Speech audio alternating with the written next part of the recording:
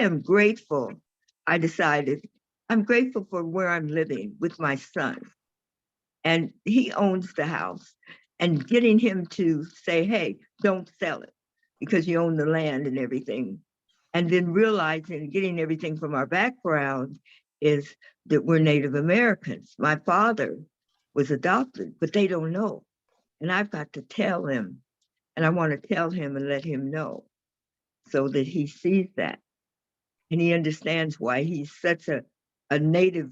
He's or everything's organic.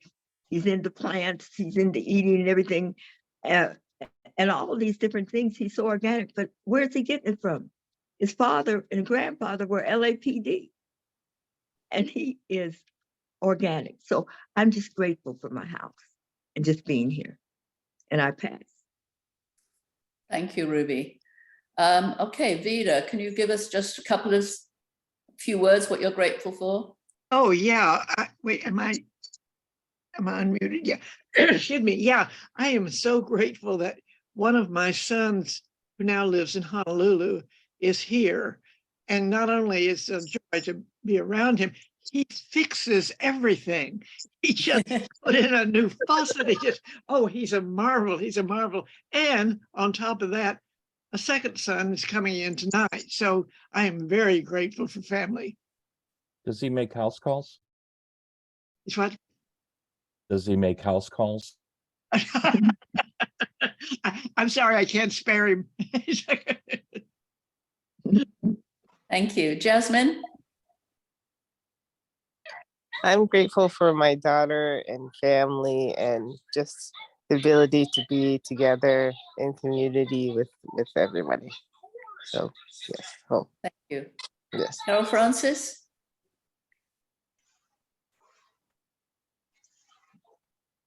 You have to unmute. Yeah, I know. I'm trying. I'm grateful for the movement and the possibility of being part of a movement that is global, trying to make the world better, and the people that I get to mix with from being in this movement. Thank you. Fernando? Yes, I'm grateful that at least President Biden is, I heard that he's talking to the Russian. And we need that, we need to have peace in this world, or else we're going to blow up this planet. And so I'm grateful for that, and hopefully more people we preach more about peace, because we are vulnerable as a planet. And so that's all I have to say. Thank you. Thank you. Rick? I'm thankful for two things. I'm thankful that well, actually it's one thing. It's the balance of having some time with my family and my wife's family and being able to be there for people. And also thankful for the ability to be able to be of service. There's a quote that always runs through my head: practical prayer is more about wearing out the soles of your shoes than wearing out the knees of your trousers. And I feel like I'm finally getting somewhere close to that point. So thank you. Well, there's a lot of things, but the first thing I thought of was my son and my daughter. So, and that's still the most important thing. My son fixes things too. Joan? Two things, like Rick. One is the incredible circle of friends and family that continue to show love and support, with my husband having passed just about a year ago, in this actually New Year's Eve morning. And the other is being in this circle and being in the other movements that I'm in, that I was exposed to that during college, and it's taken root, and there's so much need, there's so much work to be done, and I'm happy to be part of any team that cares about that kind of thing. So, thank you. Thank you. Irina, I see you've unmuted now. Would you like to speak? Yes, I'm grateful to have friends who are progressive and they want to do, they are against all these atrocities that's going on. So I'm grateful about that. Thank you. Elizabeth? I'm grateful for all of the people in the world who do good, from the volunteer attorneys who take cases to help our low-income clients, to Chef Jose Andres, who created World Central Kitchen and feeds everyone within hours of disasters, to just individual people who help bring food to their neighbors. And so I'm grateful for all of those people. Thank you. Father Chris? I'm grateful for health, for the circle of chaplains that I get to work with daily, and I'm grateful that Joan joined us this morning. Thank you. Dave Clennon? So I'm glad that Doc Ruby gave us this opportunity, and I just want to say that I'm grateful for all of the people who are in this community, all of the people who are on this Zoom conference call. I feel very fortunate to have everyone here in my life. Thank you. Hey, welcome, Susan. I see you've come, and maybe you'd like to just tell us what you're grateful for. Yes. Susan Stauffer here, and this morning I am grateful for all of the seeds of hope we see in our world that give us the strength to keep going. ICUJP and our kindredness in this circle being one of those for me, and our young people, and the fact that it looks like perhaps some people in our country are learning to work together again, and seeds of hope. Yes. Thank you. Lucy? I want to just remember Leland again, because what I'm most grateful for, I think, for our national holiday is freedom of religion in our country. It seems such an important, really, gift. And I wanted to remember Leland again, because he would always say at every opportunity, unity and diversity. And that is what we have, and we have the freedom to practice that. And of course, ICUJP is wonderful practitioner of same. So I'm grateful for that, and also very happy to be here this morning. Thank you all.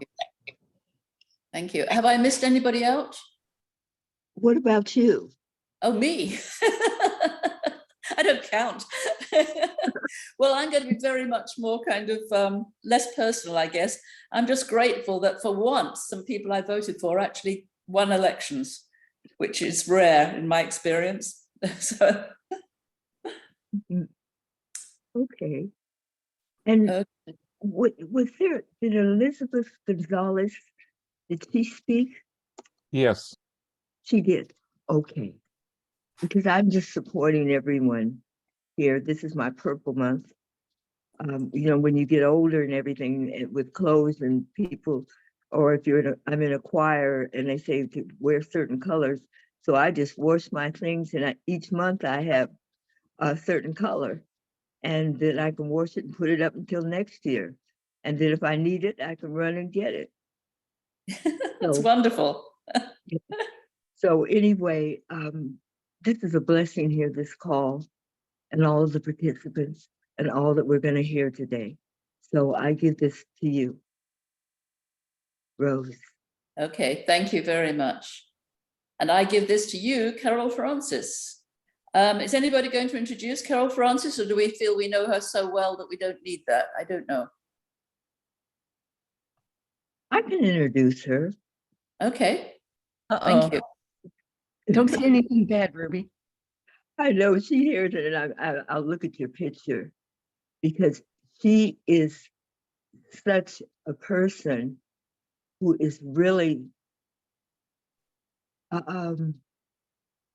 she's wise, she's intelligent, she's strong, she's capable, she's creative, she has a willingness, you can trust her as she goes forward. She's been working with the school systems for quite a while. And when she's retired and everything, that didn't stop her from working with children and people because she's heart, all heart. And if I missed anything, you go forward with it. Thank you. Okay, well, I just want to start by saying, I was wondering what I should wear this morning. I thought I could wear my wapil that was hand woven on a backstrap loom by a Mayan woman in Guatemala that I lived with for a week and got to buy one of her wapiles after watching her weave on this backstrap loom. Or I thought I could wear my Malian mudka, which is actually made with the traditional way of being made on strips that are sewn together by hand.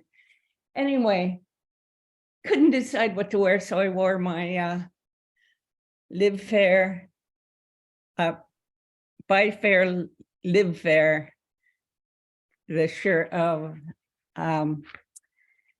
Fair Trade LA.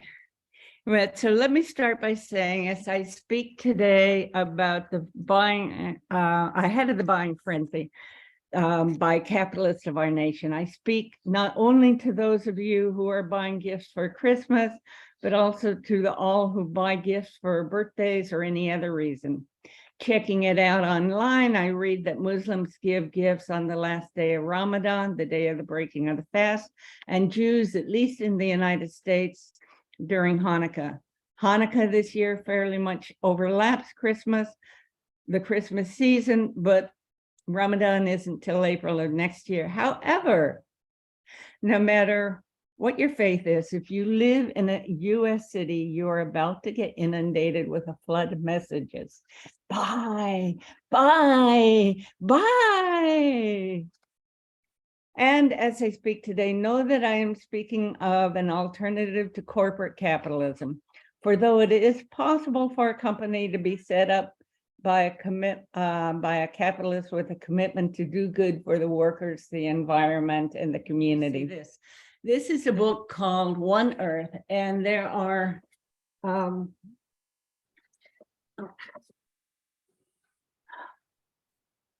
a full page spread of this and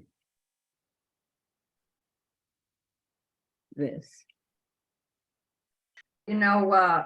It was many, many years ago, and I was surprised actually that I hadn't heard about fair trade, but I was working in the Archdiocese in the Justice and Peace Office, and one of the programs I was involved with was Catholic Relief Services, which is in 100 countries, relief and development. But one of the programs at the time, they've changed kind of their focus right now, but that they supported was fair trade. And up to that point, all my years of social justice, and I'm thinking, well, okay, it's a product made typically in the developing world, all the right conditions, environmentally safe, children don't make the product, people are paid fairly. If it's a certified fair trade product, the cooperative gets a premium, and that's kind of technical. Not even sure I could go into it, let alone would go into it. That goes back to that, as Carolfrances said, to that community, and they decide, do they need a school? Do they need a clinic? What do they need? And that's what that money is used for. My goodness, this is so simple. Our work of social justice is so complicated, and we all often feel we're not getting anywhere. But by what I buy, I can help an immigration issue. I can help the mother in a country I'll never meet. And it was just a huge light bulb. And so that's really, at the end of the day, the message. You know, there are certifiers, particularly for products that are commodities, your bananas, your chocolate, your coffee, your teas, those kind of things.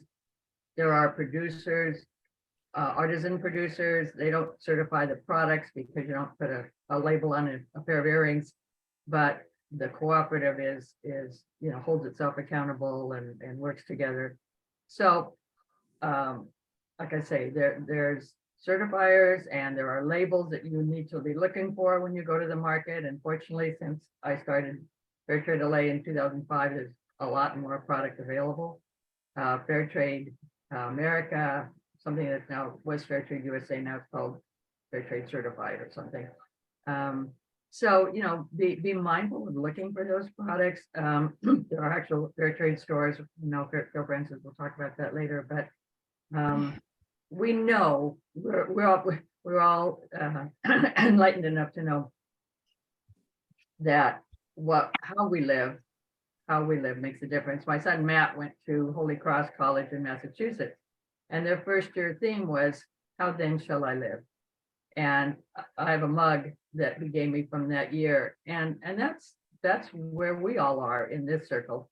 We're conscious of that, so we know that when we buy a product that's made under the right conditions, it's the right thing. If somebody says, "Oh, this seems so cheap," yeah, light bulb again. Yeah, well, it is. And why? Because the person that made it was probably a child, was probably enslaved, the human trafficking issue, all of those things that are problems that result from poverty.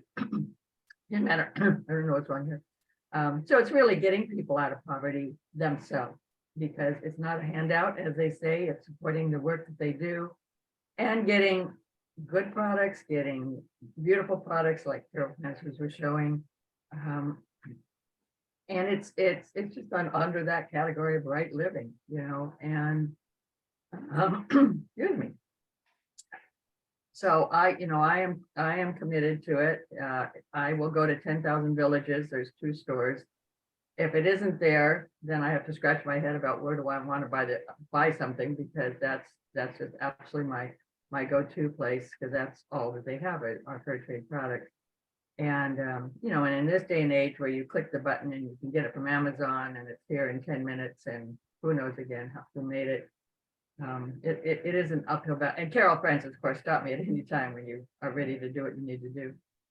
But it's an uphill battle, except I really see particularly young people caring about those issues, caring about the earth. I think we've really screwed up things very badly, and they see that their world isn't what ours might have been in the day. And are they going to be around? And I'm not going to have kids because I'm not going to bring them into this situation. Those kind of things that they shouldn't have to be dealing with that. And so they're committed in their own way. And you know, I just think it speaks to Carolfrances, particularly as a teacher, you know, can speak even more to that of being in the younger person's world and seeing that they care. And that's important, because we all need to continue to be challenged. That I raised because they're glossy and it looked like it was shiny. Yeah, I think we're able to see them. Okay, so does anybody want to just sum up in a page, in a sentence or two, what their feelings were? Why were those 2 pictures juxtaposed by the editors of One Earth?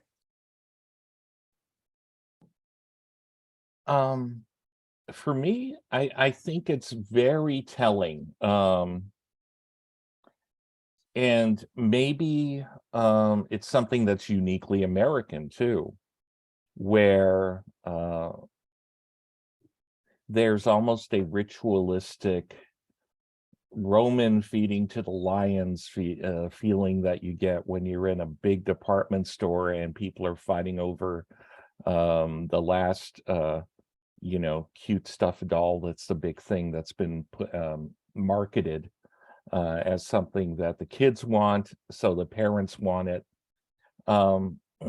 as opposed to giving them something that is handmade, that has a legacy and a tradition that you can actually attach a story to and attach a person working on. And a lot of times when you buy a fair trade item, it's not just a toy, right? It can be something that can be a musical instrument that somebody made in Africa or Guatemala, you know, and be able to develop somebody's acumen there. It can be something like finely pressed papers that somebody with a penchant for drawing will find very very nice to work with, you know. And what's great, what struck me very much when Carolfrances sent me this list of very fair trade vendors and stuff, is how much there is out there. No? So this is from the ICUJP site, and this is the link that I put in the chat. This is what Carolfrances put together, and I put up on the site, is a list of fair trade shops in LA County. This is what she sent me. Some global ones that you can just go on these links and look to your heart's content. She grouped them by continents, if you're interested in that. And also there's some videos here that have some more information about some of these items that you're looking at. And there's some great, I was just struck by how amazingly creative people are. And Yeah. I hope that a lot of you can take a look at this. I am going to be sending this out on the social media next week, as I mentioned, but it is all on the ICUJP site. You can reach it all, and I really hope that some people will at least implement some of the buying that they do for this holiday season, and going forward, maybe start out with, maybe I should look here. My niece or nephew is studying the African continent this year in school. Maybe get them something. I have a fair trade kalimba that I struggle with, and my wife Mimi struggles with listening to. When I try and play it, and there's just so much out there that you can take a look at. Wow, that's great. Thank you. And thanks for putting all that up. So the two pictures showed of people living in a tent somewhere in the Asian continent, and they're all, like, most of them are smiling. And then there's this picture of Toys R Us, and people are crammed in there, and only about 2 people have any kind of smiles on their face. So what does that say about what we're all about? I know this group doesn't need to be told about the problem of overconsumption. Perhaps you've already heard that it would take 5 planet Earths to have everybody share the same level of consumption as US Americans. We don't have 5 Earths. We are the most resource consuming people on the planet, but we're not the happiest. So what if we didn't buy so much at all? What if we didn't buy as much as we feel we're obligated to buy for our friends who are expecting, last year I brought X amount of money's worth, and what if this year I don't spend that much? Or what if what we buy has a lower carbon footprint than what we used to buy? And what if it produces wealth for struggling people lifting themselves out of poverty instead of some corporation? What if every gift we give is fairly traded? And what does this mean, fair trade? It means no child labor or forced labor was used to produce it. And I really hope you watch the Tony Chocoloni video about child labor and forced labor and kidnapped children working with machetes and in the cocoa fields. And the working conditions are safe and healthful, and the environment's protected. That's what fair trade is. Food, as well as other crops, can be, like organic cotton, can be certified as fair trade. But since no one I know gives bananas for presents, the question of where to get fair trade bananas is not part of this presentation. However, as long as people continue to slip chocolate bars into their Christmas stockings or whatever else they have, this is not. More on that later. So I started my discovery of fair trade when the organization Fair Trade LA had a table at a pop-up holiday bazaar. And there was this woman there behind it named Joan. And back then there was only one 10,000 Villages, a chain of nonprofit stores, where there are now 2 in LA County. Along with bazaars like the one I was at, that was about it. Fair Trade LA put out a calendar every November of such bazaars. And by the way, Jonas furnished us with a list of bazaars, and you can just go to these and buy them from Fair Trade Network companies that are bringing them to us and and buying them from the people there and bringing them to us. I soon made the decision to have all my major gift giving from 10,000 Villages or a fair trade bazaar. If I saw something I wanted someone to have that was not a fair trade item, it would become a stocking stuffer, but everybody's main gifts would be something that was fairly traded with a story and a photo of the people that made it. 10,000 Villages now has gift enclosures such as these with a story about how that, about the co-op that made it and how it was made. For gifts that I would buy at bazaars, I would speak with the person selling it and write up the enclosures myself. Pretty soon I was making the enclosures myself. I just take information, including websites that had videos, and wrapping and printing it out on a piece of paper and including it with the gift. But I was concerned about 3 teenage boys in my adopted family. Would they be expecting electronic toys from me, and would they be disappointed with what I saw as an amazing gift? Yet I went with it. The second year I did this, one of those teenage boys came up to me and said, "Carolfrances, I love your gifts because they have a story to them." So much for my worries. Then came the pandemic. Both the 10,000 Villages in Pasadena and the newer one in Redondo Beach weathered the storm, but there are no more fair trade bazaars for a while. So I decided to look online, doing image searches for fair trade. Wow, there were lots of them.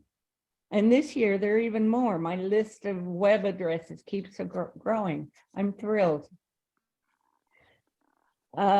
Rick has showed you that we have a list there, and it's available for all of you. I really encourage you to watch at least the beginnings of each of the videos and look at, like Rick said, if you're interested in a certain continent, or if I can get you interested in something, you know, go to that. If you buy gifts represented in these videos, I recommend that you share with those who are receiving your gifts the links to this videos. There's a video from Patagonia which gives a fair price, a premium price for any fair trade certified items they buy. And that goes back to the communities. If you want to give garments, look for the fair trade label. There are several fair trade chocolate companies with all different varieties. I love the lemon ginger chocolate from Equal Exchange. The video has the video list has one about a chocolate company, Chocolatonia. Tony's Chocolonely, which really makes you never want to buy another chocolate bar that doesn't have a fair trade label. Children trafficked and forced to work with machetes to make our chocolate, not for me. And Haitians living in the poorest country in the Americas because of the cruel policies of our government and other imperial powers. How do their artisans bring some income and some hope into their communities with 55-gallon oil drums? It's in the video. You see them, they take these huge oil drums, they build a fire inside the bowl, burn off all the oil. They cut them open, they spread it out, and they use hammers and chisels to make the most amazing. I just Google fair trade Haiti metal and do a Google search for image search, and you'll just see the geckos are my favorite, but they're all right. I once stayed a week for with a Mayan woman in Guatemala and got her to watch her weaving and her backstrap loom, and I bought this. Next February, if you're checking out the Pan-African Film and Arts Festival for gifts for Ramadan, which would be in a couple of months, or for the next Hanukkah and Christmas, when you see mud cloth made in Mali, if you've seen this video, you know how at least traditionally it was made by hand.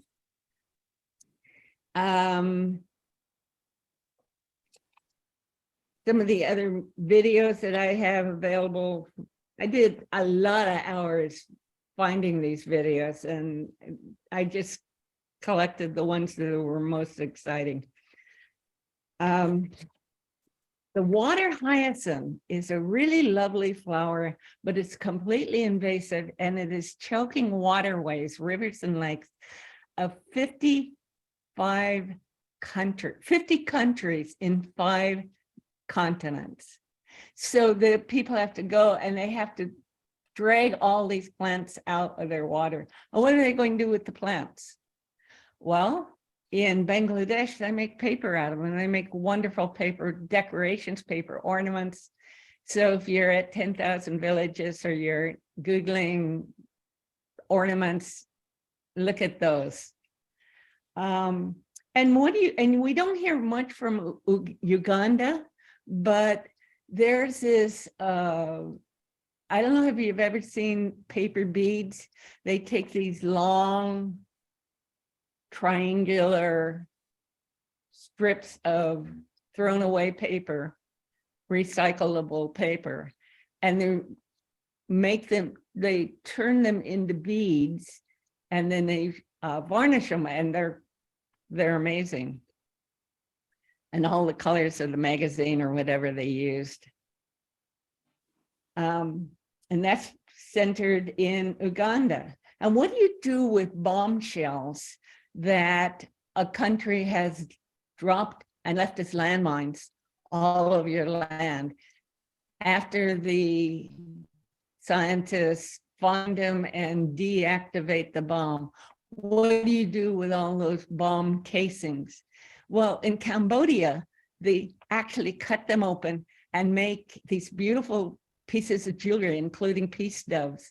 And they feel like, there's this guy in one of the videos saying, you know, as long as we can make these beautiful pieces of art out of the bombshells, then we know our country's at peace. Kenyan artisans are saving both oceans and trees with one other art form. They pay people to collect thousands of flip-flops.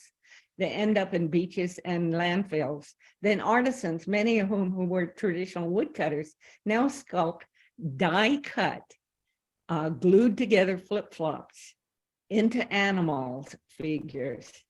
And then they shape them the same way they used to shape the wood carvings with the same tools into giraffes and sea turtles and elephants and everything else.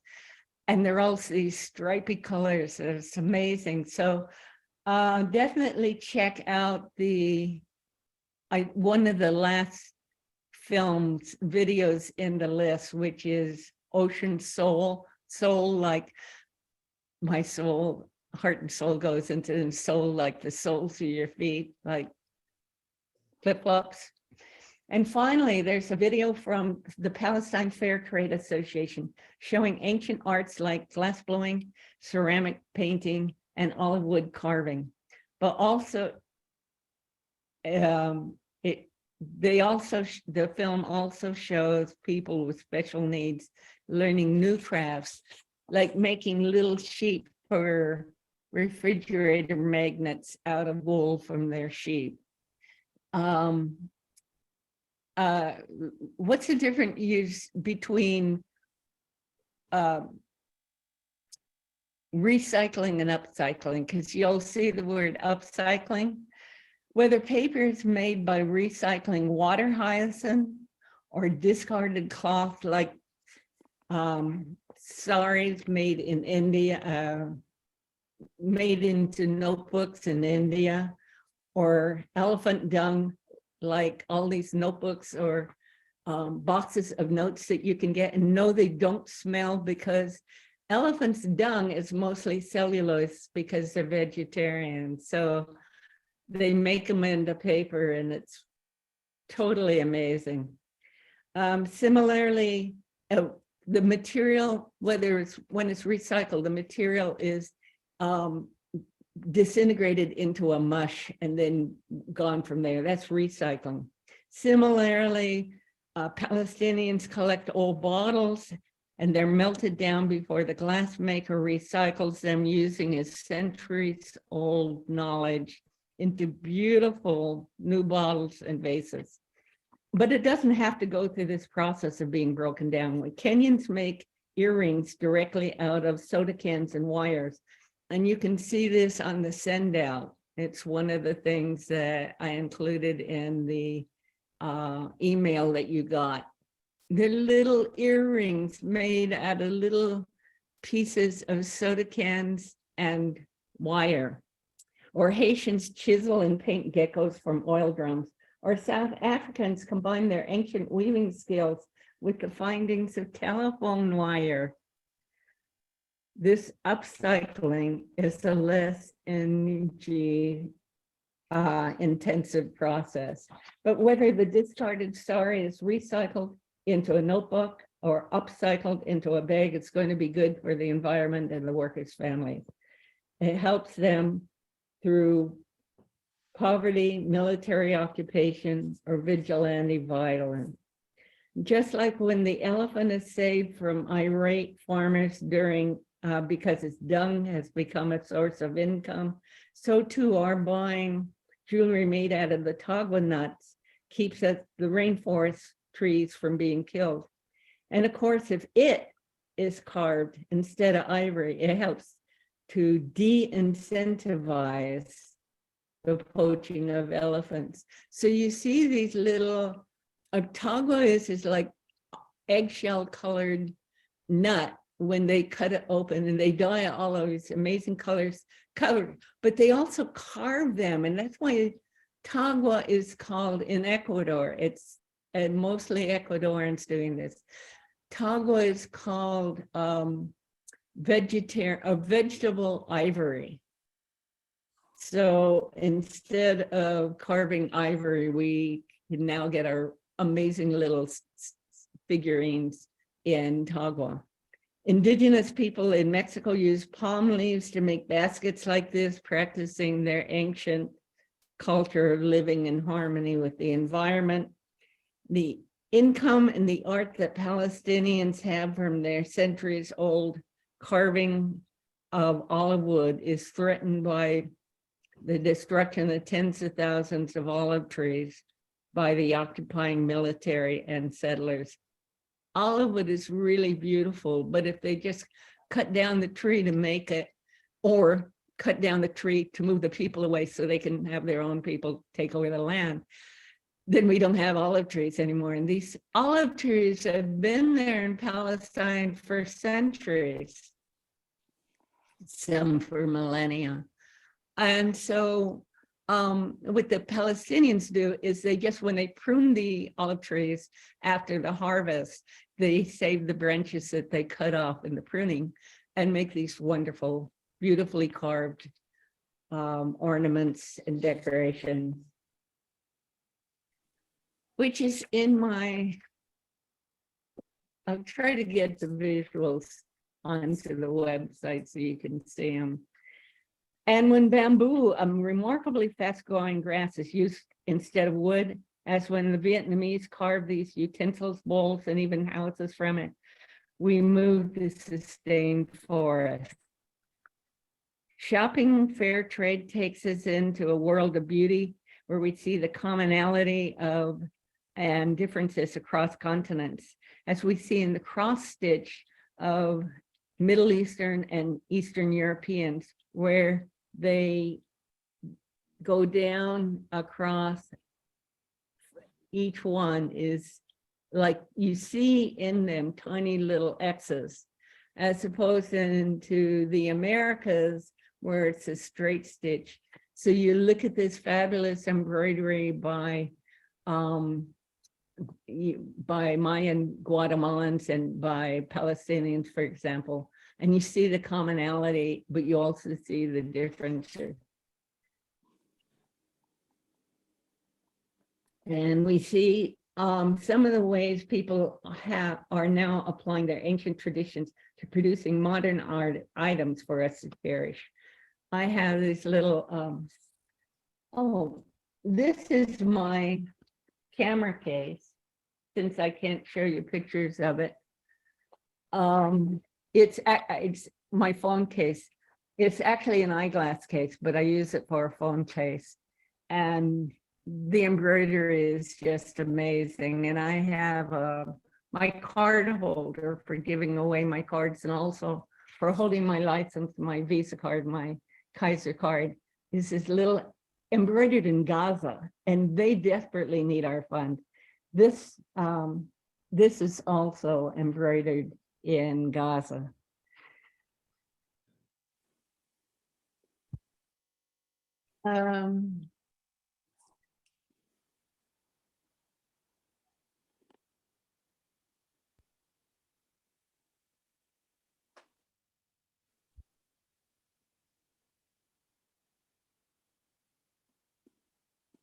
This is a galamoto.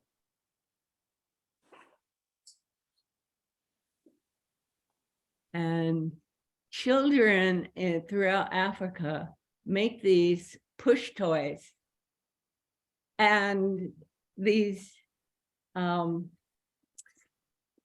adults turned it, inspired by the kids, made them into little galamotos. And also there's a book called Galamoto for little kids. It's a picture book. And if you're giving the gift of the galamotos to a little friend, you might want to give them the book to go with it. By the way, these are all, check out on the list of, I'm not going to be able to begin to share this, but check out the video in the list of videos from Ondo something, I'm sorry. It's in Guatemala, and they make balls that you can use for juggling. They make this thing that's like a frisbee. It's called a maya playa. it's like a Frisbee, except it doesn't go as far. So people have to stand closer together and they can actually converse while they're throwing this thing around. And all kinds of little games for children and adults. So again, when you're buying chocolate or other items that are harvested, tell your friends why you bought the fair trade, and give them the link to a video so they can enjoy it better. Yeah, this information's in our blog.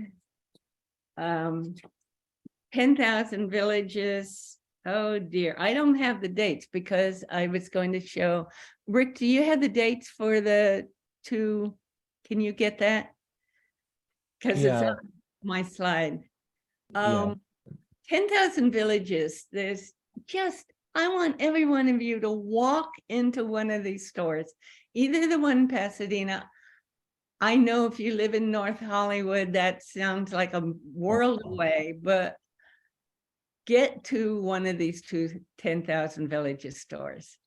Now, you just walk in and you're surrounded by the most intense beauty you've ever lived in that's human-made.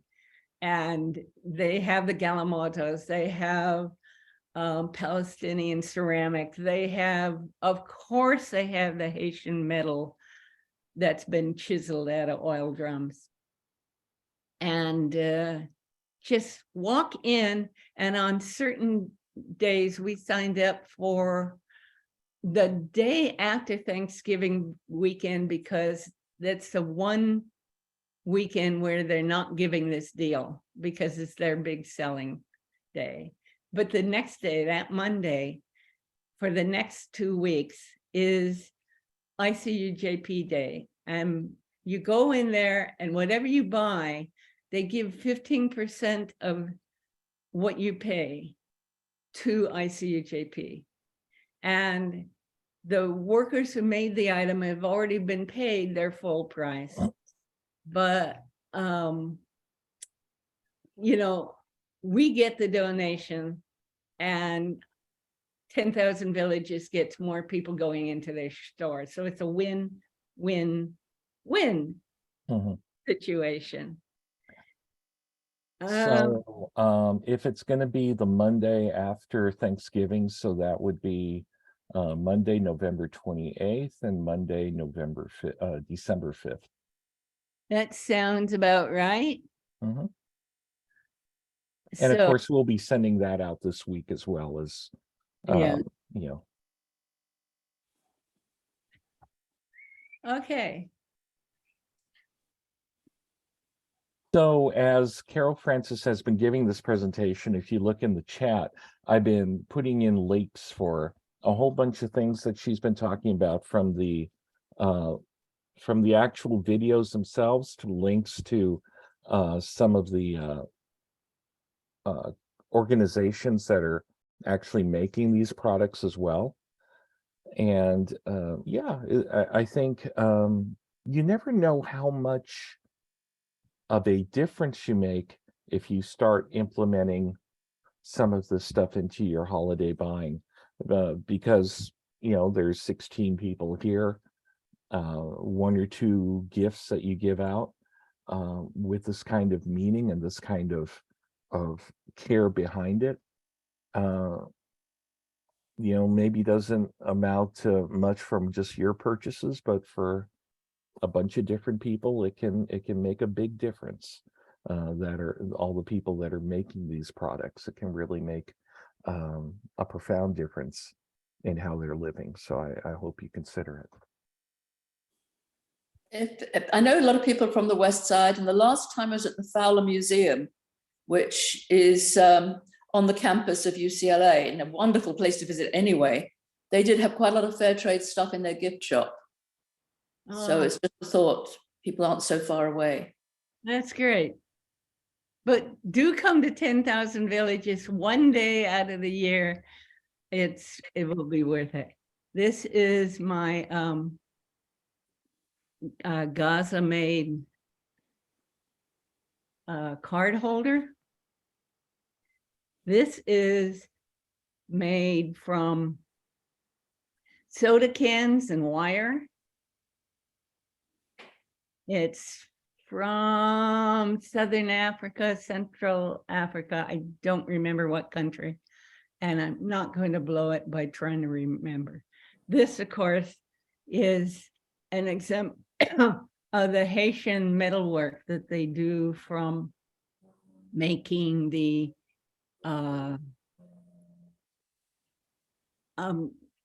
taking the oil drums and turning them into things like this. And they have like spectacular trees of life with birds in them if you want to spend a little bit more.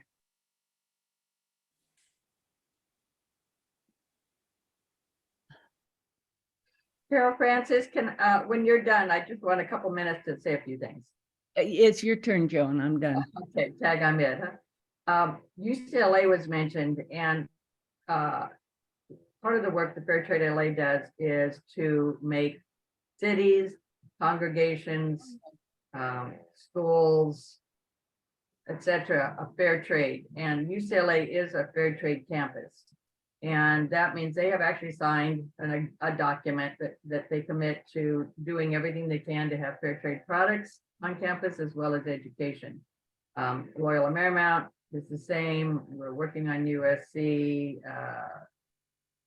There are schools in Claremont. There's also cities that are fair trade. Claremont is a fair trade city. That was the first in the area. Pasadena slipped in next. We actually, during COVID, made Los Angeles a fair trade city, and we were gonna have this big blowout celebration, which just didn't happen. But that means it's a resolution that's passed. It's not procurement. We're not quite at a place in our movement that you know we can work on that. But the city commits to caring about that and making that a priority. Now, having said that, you know, we in the justice and peace world know there are tensions between kind of a good and another good, or how people see that. The 2028 Olympics, Fair Trade LA is working to make fair trade, which means every product that they sell in the villages that could be fair trade would be. And that's based on a model from 2012. London was a fair trade Olympic. And that not only is obviously good for the people that are providing the fair trade products, but good for just awareness and education. Fortunately, there's a member of our Fair Trade LA group who's from London, who is connected to everybody in the world and is leading this campaign, and the city is very open to it. We're going to be on a committee that will help with that. The tension is that I have a son as a Catholic worker who does not want the Olympics to happen because of the increased police presence that will happen in the city of Los Angeles and surrounding communities. SAGE, Strategic Alliance for a Just Economy, which I've worked with over the years at the diocese, doesn't want the Olympics to come for gentrification and other things that are happening. So that's the tension. Within the Harper family, you have two people that have different reasons for wanting or not wanting, you know, the Olympics to happen.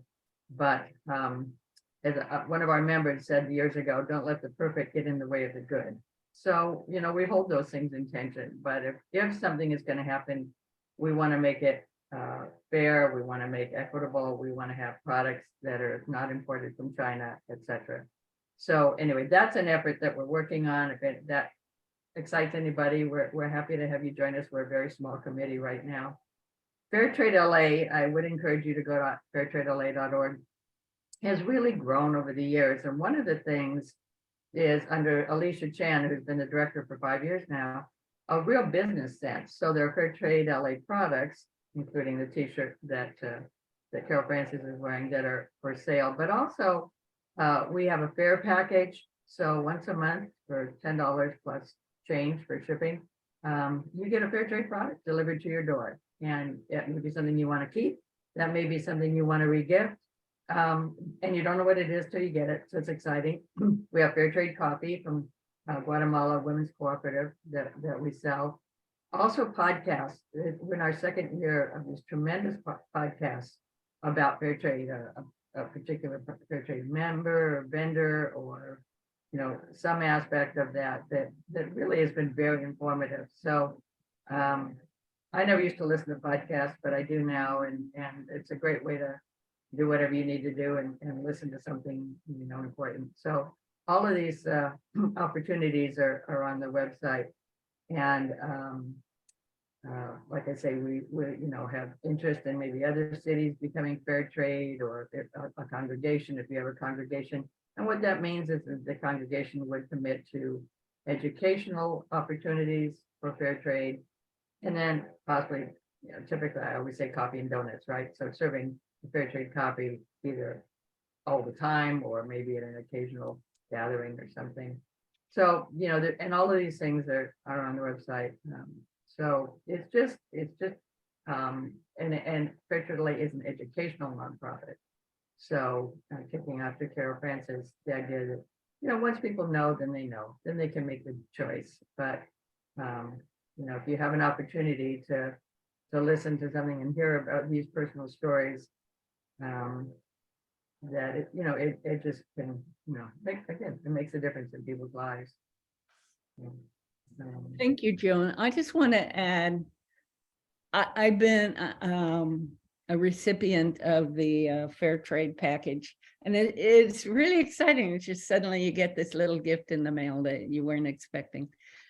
And I want to say, if you are not convinced yet, I just want you to consider this, whatever, if you celebrate Christmas, if you celebrate Hanukkah or Ramadan or whatever, or birthdays or whatever, if you just think, okay, I'm going to get at least one person something from fair trade. I'm going to look at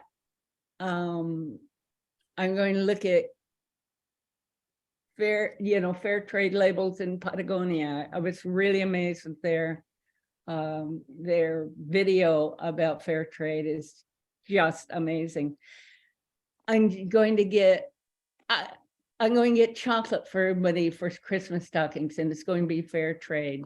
I know some CVS stores carries Tony Chocolonely chocolate. I'm going to get, whomever is one person in your life that you give gifts to. I'm going to give that person something that means something because it's from a fair trade network. And you go to 10,000 Villages, or you look at the some of the videos and the websites that are listed, and you say, I think I can get that person something from, in the list that Rick showed you, the ones that say global, they deal with at least 2 countries in the world. And most of them deal with any country that has fair trade. And then gets to Caribbean, and there's one that says Haiti. But the Haitian medal is in almost every website that does fair trade globally, because it's so spectacular, it's so amazing. The Palestinian embroidery, there are a couple links in there for Palestine Online and Palestine Shop Palestine or something like that. The African ones, I put them in order with the ones at the top of each category are the ones that I think are the most exciting.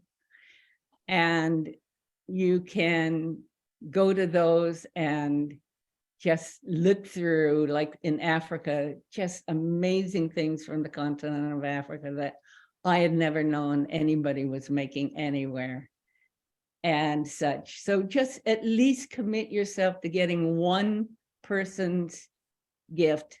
And then maybe when you're doing this, you can think, oh, I can also get this for, my niece or whomever. And take the links and give them to all the people that are buying presents for you. And so instead of their going out and spending their money on something that's going to enrich some corporation, they're going to be giving you something with a story. Carolfrances, Yes. I wanted to pick up on what you just said, because for my birthday, somebody gave me a little bead bracelet, and it made me feel so good because it was from fair trade. You know, it was like recipient also Yes. appreciates it, I think. Yeah, definitely. I mean, when this kid came up to me, it's one of the 4 boys and at the time 3 teenagers that are in my adopted family. And I was really worried that those, especially the teenage ones, the little one I could get fun things for and whatever. And I thought, well, they probably won't appreciate this stuff. And so when Nick came up to me and said, Carolfrances, I love your gifts because they always have a story, I said, yes, you know, so you can get stuff for your teenage nephew and nieces. You can, and there's clothing, and you can just do fair trade, do a Google image search, fair trade embroidered, or fair trade Haiti, or fair trade skirts, or fair trade. You know, I was looking for something I had in mind for this one couple in my adopted family. I had in mind a colorful mosaic window thing they could hang in their window and see the sunlight come through on it. So I Googled that, and the image search, and this beautiful little dove came up, and it was from Appalachia. And you know, so I really hope that all of you just spend some time looking through. And Fernando, is it copies or copies? There's this, I thought of you, Fernando, there's this shell that in the Philippines, they turn into, it's like translucent, but not transparent. And they turn into wind chimes and other really gorgeous stuff to decorate rooms, and earrings. Oh, and by the way, I'm wearing fair trade earrings. Yes, it probably is in Capiz. That's how you pronounce it, Capiz. You know, I think there's a lot of homemade items made in the Philippines as well. You know, but. Thank you. Dave? Hi, thanks, Carolfrances, for all of this important work.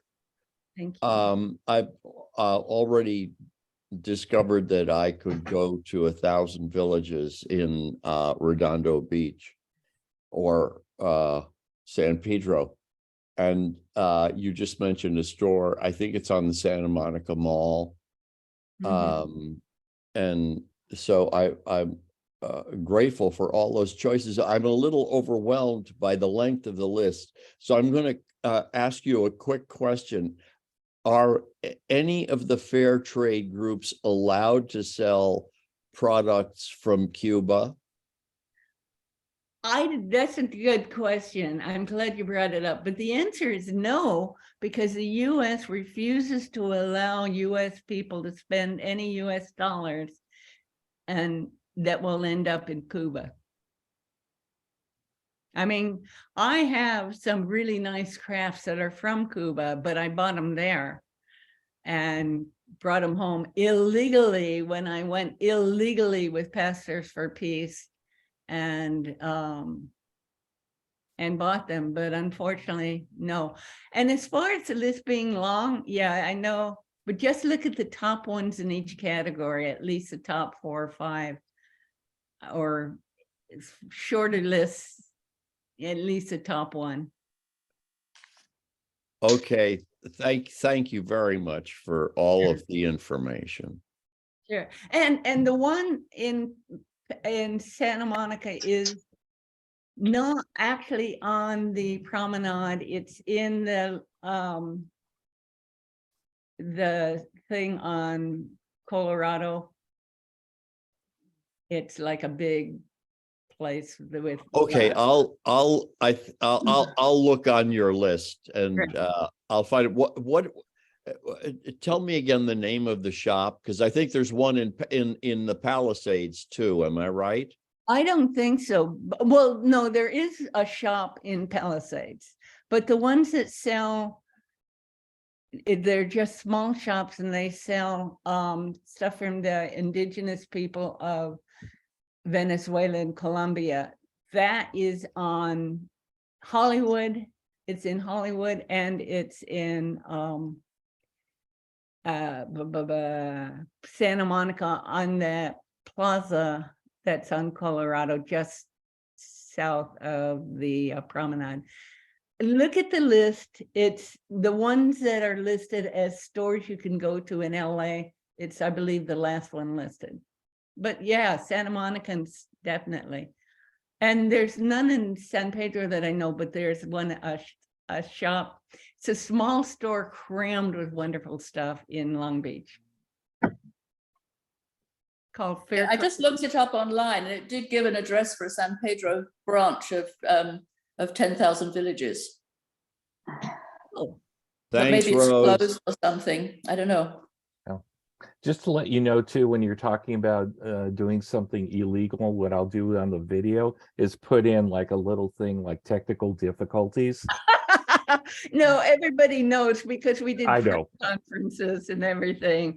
You know, we were going to Cuba, we're going to spend US dollars there. We just came back from doing this. Arrest us. No, we refuse to do that. We don't want to. I just want to put one of those old fashioned like things in the video. So This has been very kind of free flowing, and Carolfrances, you are amazing. You actually managed to keep it together without your technology. I think I would have totally freaked out and walked out. So all credit to you. Thank you very much. Any other comments or questions anybody wants to bring up? As I said, only a couple of hands went up. But if anybody else wants any, or Carolfrances, you have a little more? Yeah, just, I didn't mention toys. There's stuffed animals, there's, and I thought especially of Steve, because he's always talking about his grandchildren, right? So there's little stuffed animals, there are toy mobiles to hang over the baby crib, and there are little toys for older kids also.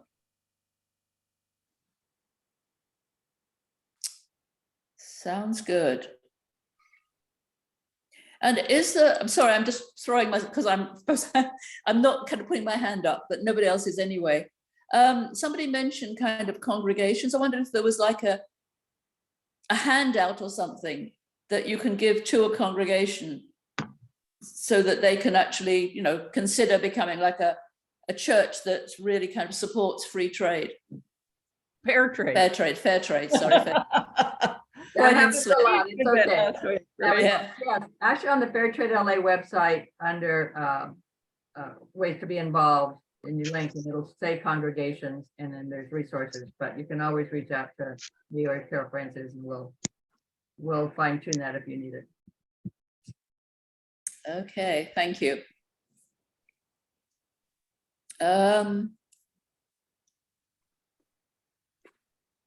Okay, one more thing. Okay, one more thing. Okay, we're getting near the end now.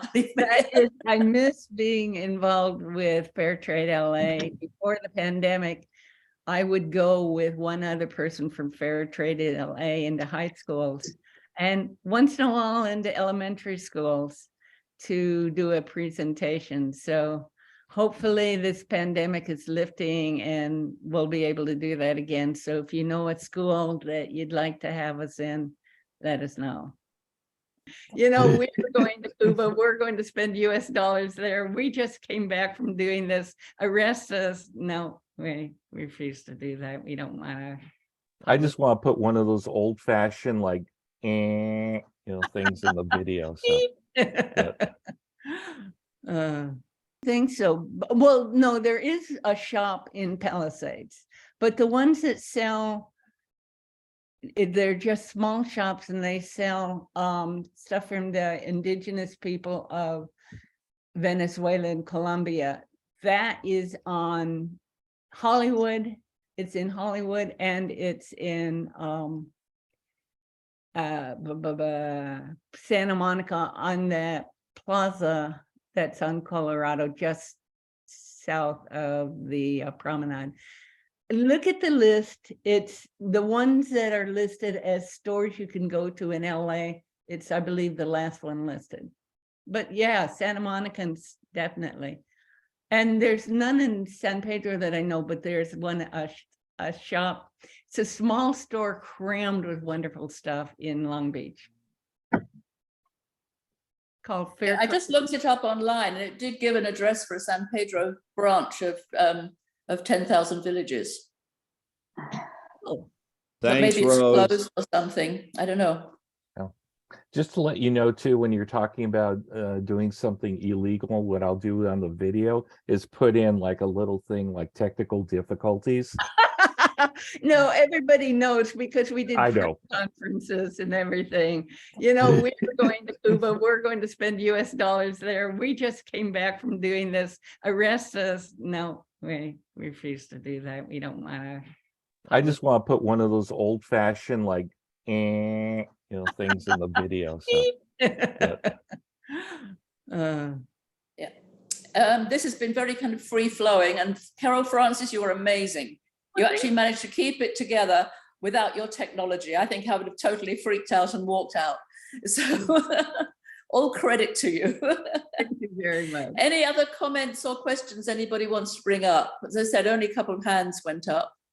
But if anybody else wants any, or Carolfrances, you have a little more? Yeah, just, I didn't mention toys. There's stuffed animals, there's, and I thought especially of Steve, because he's always talking about his grandchildren, right? So there's little stuffed animals, there are toy mobiles hanging over the baby crib, and there are little toys for older kids also. Sounds good.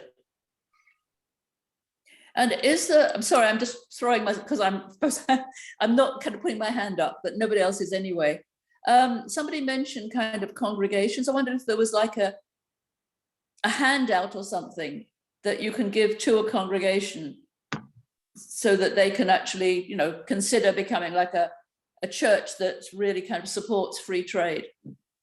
Fair trade. Fair trade, sorry. That happens a lot. It's okay. Yeah. Yeah, actually on the Fair Trade LA website under ways to be involved, and you link and it'll say congregations, and then there's resources, but you can always reach out to me or Carolfrances, and we'll fine tune that if you need it. Okay, thank you.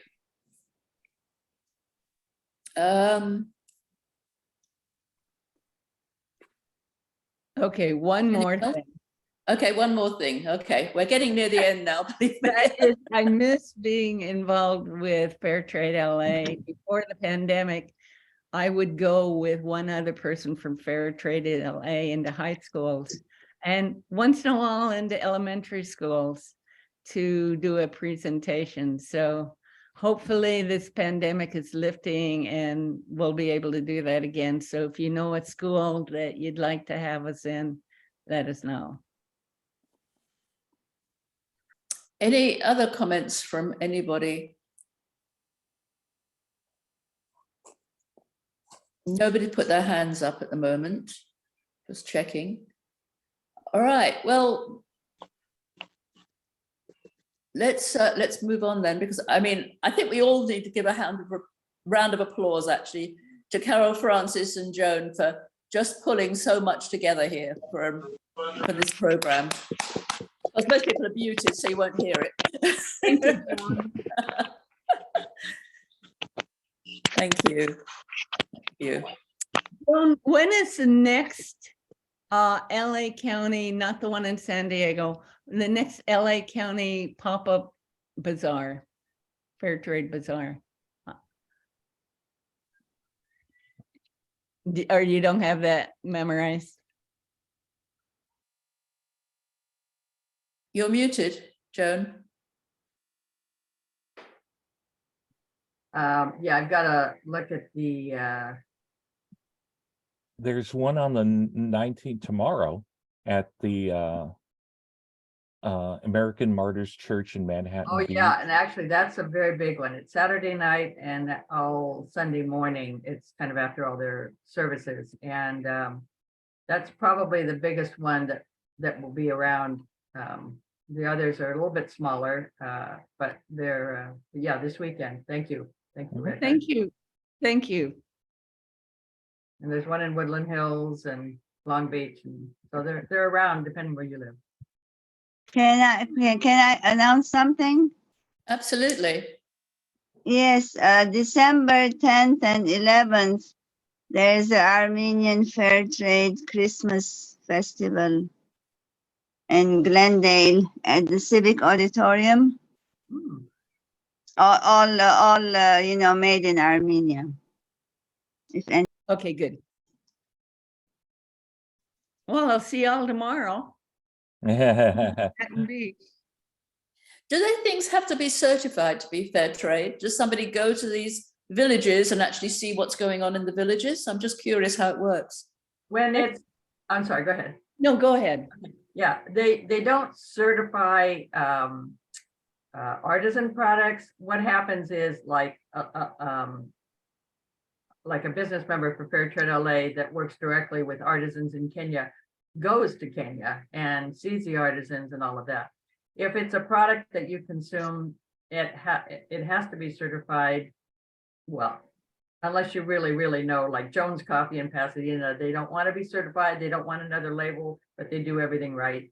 So then it's an issue of trusting the merchant. But otherwise, there are labels, and I was going to say this, if you sit on the Fair Trade LA website, there are certifications. So you'll see a label. There's a couple different kinds, and they go there, they assess it. They have quite a bit of paperwork. They have to pay to be certified. So it's pretty involved. That again, that's like coffee, tea, chocolate, tomatoes, you know, things like that. Cotton. Cotton, yeah. So clothing, like if Patagonia has it's like certified fair trade because the cotton was grown, and cotton can be grown horrifically in terms of the pesticides, but Right. Okay, maybe this is a time now. If this is finished, I'm not quite sure. It's very hard to judge this one today, I must admit. But it's been great. It's been free flowing, and people have been willing to kind of speak in, and it hasn't been formal like some of them are. But anyway, if we feel that we are ready to move on, this would be the point when we lift up people or situations that we are concerned about, we know about, we wish to lift up, which will then be followed by our closing, I was going to say prayer. It's not really a prayer, it's kind of a statement. And Joan, if you can't do this, just shake your head vigorously and I will understand. But if you're willing to, it'd be wonderful if you could just do that for us after we've You got me. We've lifted people up. Have anybody they would wish to lift up? Yeah, I wanted to lift up the people in the Philippines. I've seen a lot over there when I did my vacation, and it's really unfortunate because this pandemic really affected many people economically and so forth, and it's a sad part, the sadness I can see, but people are really trying their best to survive and so forth, and so I lift them up. Thank you. Anyone else? Vida has her hand up. Okay, Vida. Yes, I want to remember a dear friend who died last Saturday. I think I think the term might be Mensch. I'm not sure. He was just the best man. He was a leader in our church here for years, and then he moved back to his home base in Kansas, where he's lived out the last few years of his life. But he was in hospice, and so it was really hard for his wife to take care of him. But she did a wonderful job, and he passed very peacefully. So Kurt Beyer is his name. Thank you. Thank you.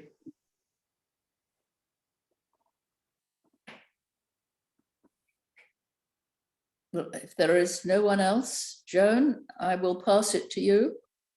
And it's exactly 9:30, so our timing is perfect. Yeah, I just quickly want to lift up Janine, who's a very close friend, used to work for Catholic Relief Services, going through just all kinds of things, including cancer, etc., and holds it so beautifully. And then a young woman who was visiting here, who's at 22, been so incredibly traumatized, and at 22 dealing with things that nobody should ever deal with, let alone that young age. And her name's Asia. So holding them up.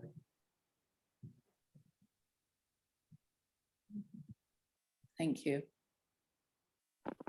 And now you able, willing to kind of make a statement to see us out?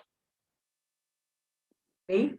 Well, I did ask you before and you kind of put your thumb up, so I thought that you were... I'm sorry. Oh, yeah, no, I'm happy. I can ask somebody else if you can't do it. I'm happy to. I was at a spiritual spa day, as they called it on Saturday, a retreat, and we concluded with, okay, come up with a 6-word vision for yourself. And it was a boutique we had years ago, and this person carved these things. And the 6 words on it are to love, do justice, love mercy, and walk humbly. And of course, that's from Micah. And I think that's what we do, and we continue to do, and we come together to do it better. Perfect. Thank you so much. You're welcome. Thank you. Beautiful. Well, have a wonderful Friday next week and see everybody in 2 weeks' time. Yeah. Thank you all. Thank you. Bye. Thank you. Thank you, Rose.